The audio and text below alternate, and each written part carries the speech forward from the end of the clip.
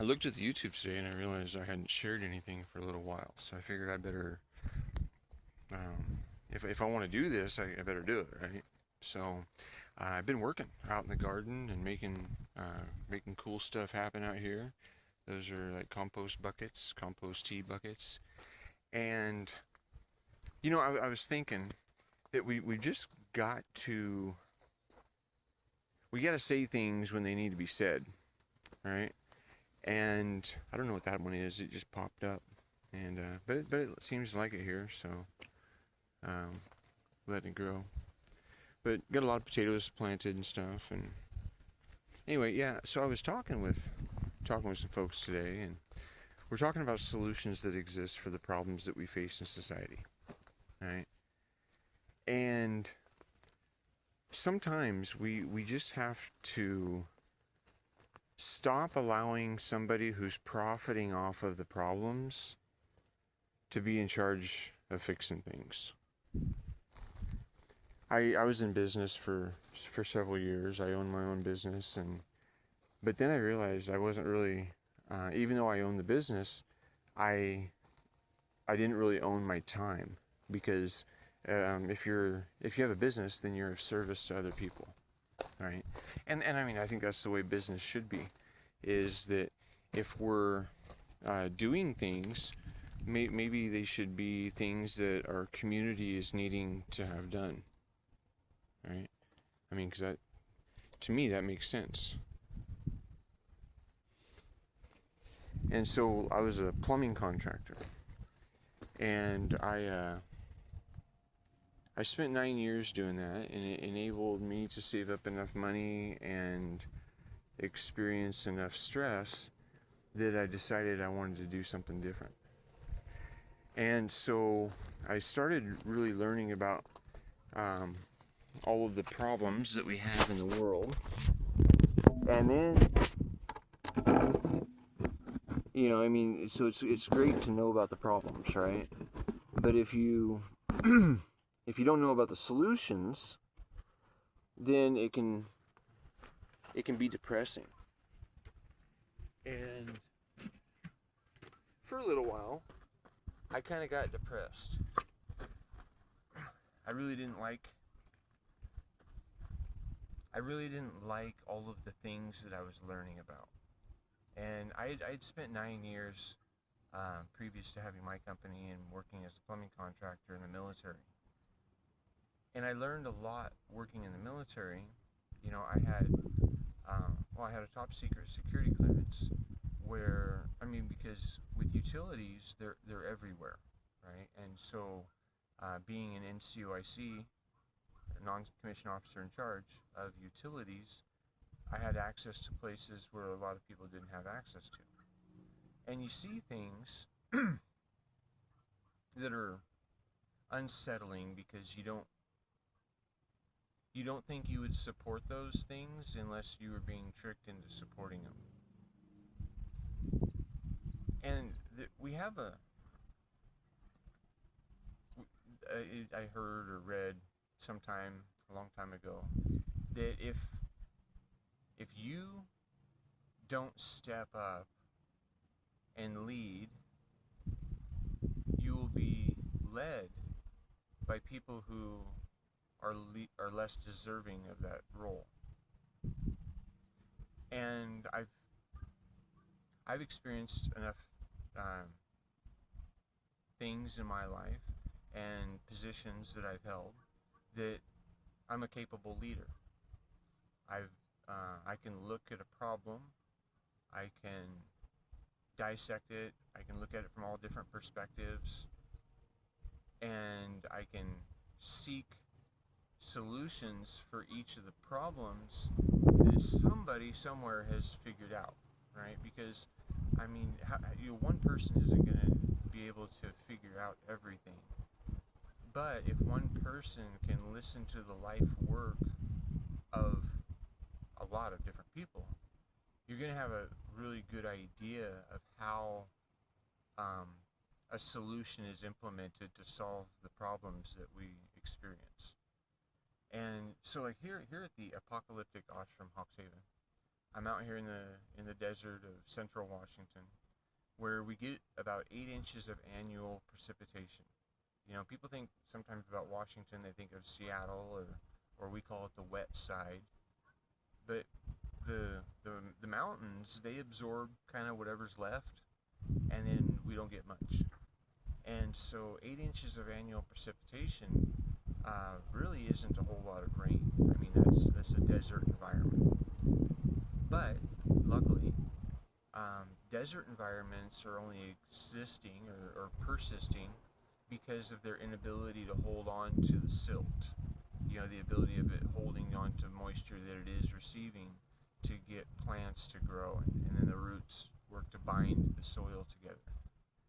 And that's what I'm doing here is I'm implementing what the beaver would do in various ways across a hillside that gets millions and millions of gallons of water in a short amount of time. And I know I was just saying we only get 8 inches of rain annually, and um, but what that equals though, right? That doesn't sound like much, but it isn't much because it's just being eroded away. It's flooding away, and so we get erosion, we get flooding, and like right now, there's places all over the place. This is like an apocalyptic zone, catching on fire and houses burning up and animals dying, and I mean it's crazy, right? I mean, you know, watch the news and holy crap. I mean, that's really we're really experiencing the effects of the cumulative actions that we've supported so far, right? So if we keep doing things in a certain way and we get a specific result, we can recognize that maybe we don't want to do that, right? And so we switch what we do to switch what we experience. And so every acre of land, for every inch that falls on it, you get 27,154, if I remember right, gallons. So yeah, 27,154 gallons per inch per acre. And so that's like 227,000 gallons of water that falls on each acre. And so, I mean, if we're getting almost 250,000 gallons of water at 8 inches of annual precipitation per acre, why isn't this place a forest? Right? It's because the water runs away. But if we can put swales in, like other countries have done for a long time, right? They capture the water when it falls, where it falls, and keeps it as long as possible to the land for the benefit of everything around it. And it works consistently. And so we cut swales in. So these are like ditches across the hillside, like a little beaver dam, right? And we may only be using the soil, but we're diverting the water to go where we want it to, and we're catching the water by digging little catch basins all the way along that terrace. And so the water isn't picking up any speed before it's setting into a catch basin, and then it's given the ability to soak in. And when we do that, and I've got this is a model of how that's happening already here. I'm catching millions of gallons of water, millions and millions. I don't know how many millions yet. I've never even done the calculation, but there's a lot of acres up there. There's like over 1,000 acres of land that are dumping into these ravines. And when I first moved here, the water would flow by for like a week and a half, like a river. It would destroy things, and it would add to the flooding and the everything in the lower lying areas. You know, one of my neighbors down there, I mean, he had a foot of water flowing past his house when we had a real big rainstorm. You know, and that's the thing out in the desert. You don't have the stabilization of the hydrated landscape, the temperature stabilization of the hydrated landscape. And so you get like bigger storms, and you get bigger wind, and you get bigger differences of temperature. It's either really, really hot or really, really cold. Whereas if it's a more hydrated landscape, it stabilizes it, because the ground is acting more like a wet sponge than a shingle, right? It's just reflecting back whatever is out there. When the ground is wet, it can take the subsurface temperature of the earth, which is usually 53 to 58 degrees once you get down about 3 feet, and that can stabilize, because the temperature transfers through the hydrated soil to the surface, and that's where we walk around on, right? We're walking around on the surface, and like right now I'm sitting basically on the surface, and so if the surface is closer to 53 degrees when it's really hot outside, then it makes it more tolerable. And when the surface is more closer to 53 or maybe 58 degrees, when it's 10 degrees outside, it makes it more tolerable. It also makes it to where more things can grow. Right now, the sagebrush, the bunch grasses, and maybe like the tree of heaven. If a coyote digs a hole and the tree of heaven starts growing, but that's just here and there. There's really got to be some intention placed to hold a little bit more water before they even start popping up. I guess where I'm going with this is there's solutions to the problems that we face, but the people that are profiting off the problems aren't pursuing real solutions, because then they would lose their profit, right? They stop making money, and many of them are living much beyond their means. They've got vacation homes, and they've got a private jet, and they've got their little club memberships all over the world where they do it on your dime, right? They're supposed to be serving you, public servants. The public servants have turned to be tyrants. We've got beta cuck representatives just doing what the corporations tell them to do, right? Like, hey, put fluoride in the water because it's good for us. It's good. It's good. It's like, well, you gotta ask, who's it good for? Is it good because they're getting rid of something that's a toxic chemical, for a profit instead of an expense? We use chlorine in the water when there are better options as well. Chlorine can kill living organisms that are in the water, but you too are a living organism in the water, right? There's a lot of things that we should be questioning when so much is wrong, because we live in a world of so much abundance, yet so many people are competing because of the belief of scarcity. A lot of the stuff that I've done out here is from recycled material. Somebody has given it to me, or I paid a little bit for it at like yard sales or on Marketplace, or I go clean out a property for somebody, and they want me to haul it to the dump, and I was like, no, I'm gonna haul it up my place. And then I started building stuff out of it, and there's so much abundance in our communities that we can be taking care of building really sustainable shelter. It's telling you how there's so many fires, people losing their houses. But if we paid attention to the Three Little Pigs, it was the house built of rocks, the house built of stone, that the big bad wolf couldn't blow down, and the fire didn't harm, and water didn't damage.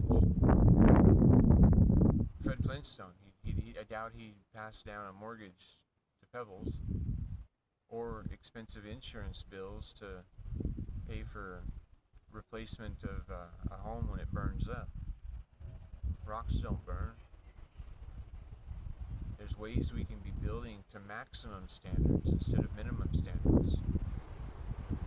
We build to a minimum standard because people have forgotten their roles as builders and creators and artists. Everybody has this within ability. I mean, like, I didn't know how to build a house until I started paying attention to how people build houses. And if I would have just paid attention to the beaver or the squirrel, I would have even been better off. You know, just dig a big hole into the ground and make it to it won't cave in on me, and there's a pretty good chance that I'm going to be comfortable and secure. Probably wouldn't even have to pay much in taxes. Right? And there's all these options on how we can do things, but yet they're not being advertised to us. You have to really look for them. Sometimes you see a little peek of it, but it's made as a fiction, or it's made as something weird, or something. Why would somebody do that? You know? But why wouldn't you? Do we live in an apartment for $1,500 or $3,000 or more dollars every month with no return on investment other than the safety and security that's perceived for that time that you're up to date on your rent? Right? Cities are supposed to be a place of commerce, a place of gathering, a place to try out all the foods from around the world, maybe shop from creators that you enjoy their products, right? You know, there's certain things in our life that we need. We should have what we want, and if we're incapable of creating something, or we like the way somebody else is doing something, you know, then it's good to support them. You know, why are people going and spending so much time at Walmart? Right? I mean, you know, we're in a throwaway society. Instead of having quality, we're looking for quantity. Every time the next bigger TV is advertised, it seems that people put their 60-inch TV on Marketplace so they can buy the 18-inch TV. I don't know if that's one, but you know what I mean, though, right? And these are idols that are advertising us these ideas, and they're doing it on television programming. And we live in a cult year being shaped by idols and advertising. All these ideas have just been really coming to fruition about how would we live life if we weren't being advertised, or if there wasn't already an established perception of normal. I always thought like little hobbit homes and stuff would be kind of a cool thing. You see it in movies, or you see different ways that people are living their life, and why can't we do that here? Right? Why is it normal to have a house that's so big that you hardly ever use a lot of it? I mean, when you have kids and you have an extended family, it's really wise to get a large house. Some people, they have 5 or 6 people in a family, but everybody lives in their own apartment. So if everybody's spending $1,500 a month times 5 people, that's like $7,500. Right? So if you're spending $7,500 every month for a place to sleep and shower, in a short amount of time, you'd be able to just provide for your own safe spot to sleep and shower, cook meals, and you can do it as a family. You can share expenses.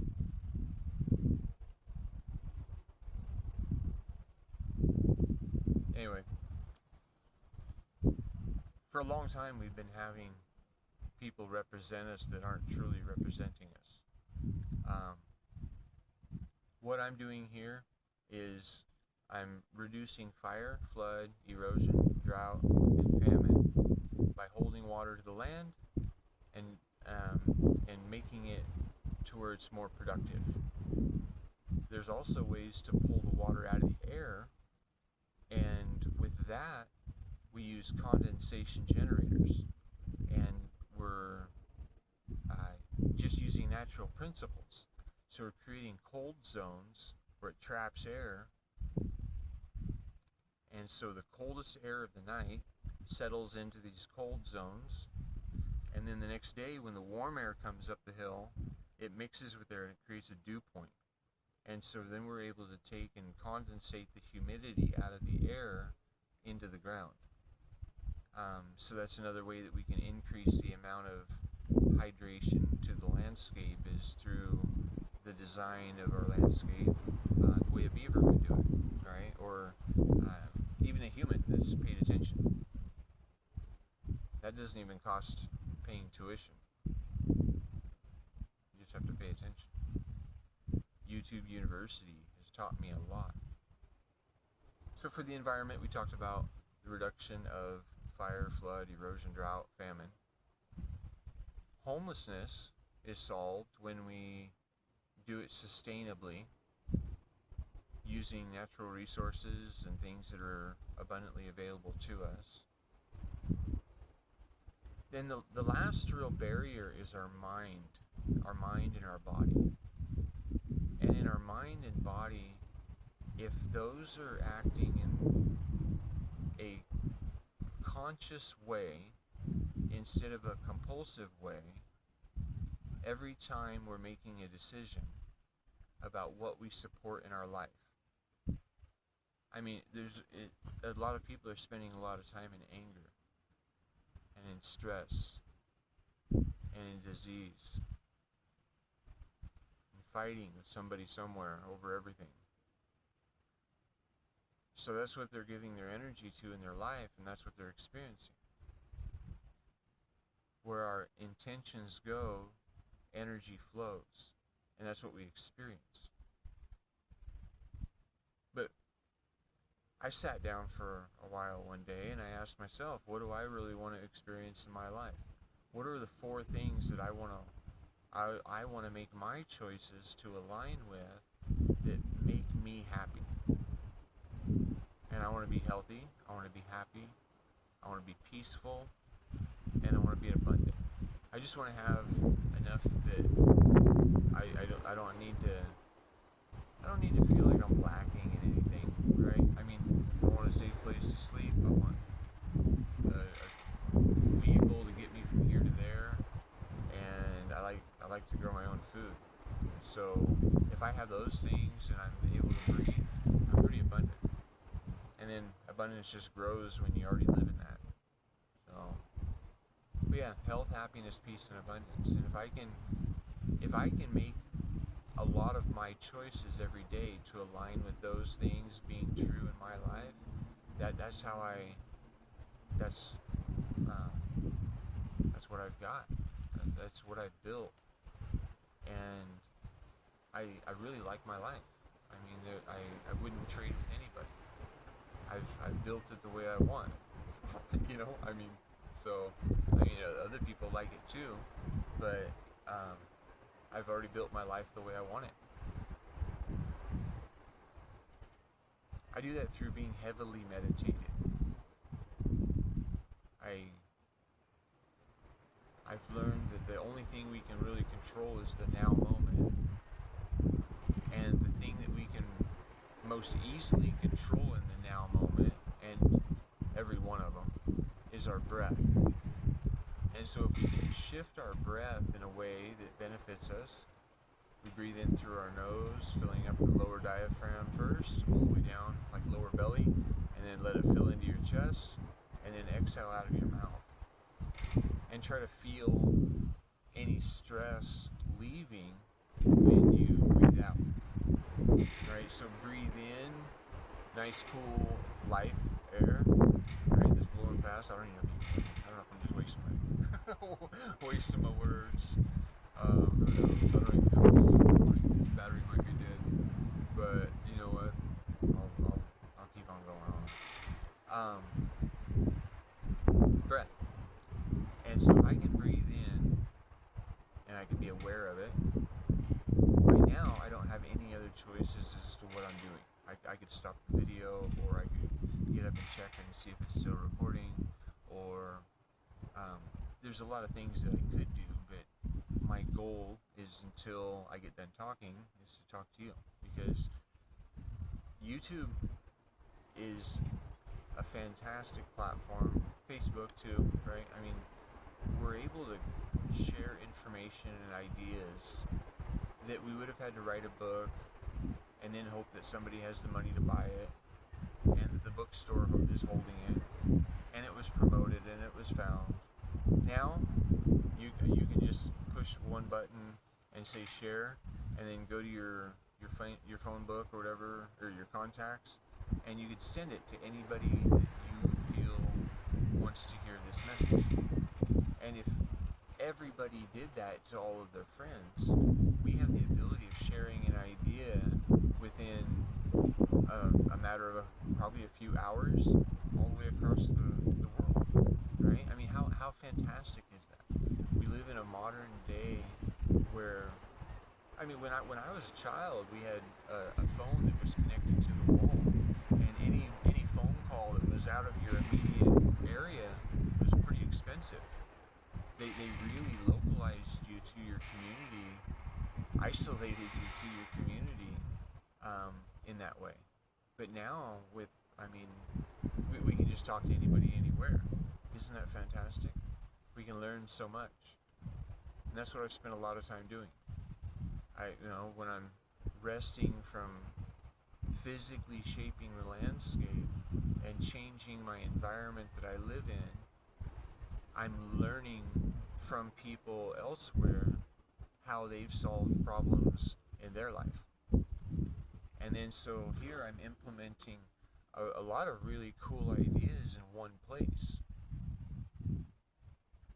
When people come here, they go, wow, oh, wow, wow, whoa, and when they come here to learn meditation, they finally learn how to feel calm. And they go, ah.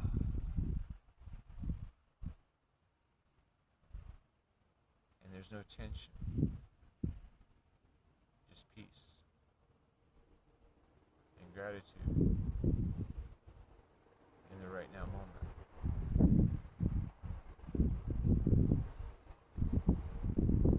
I'm peaceful. When I'm around most people, we are all peaceful. But if you look at the news, there's a lot of people not being peaceful. And when we stop supporting that, it goes away.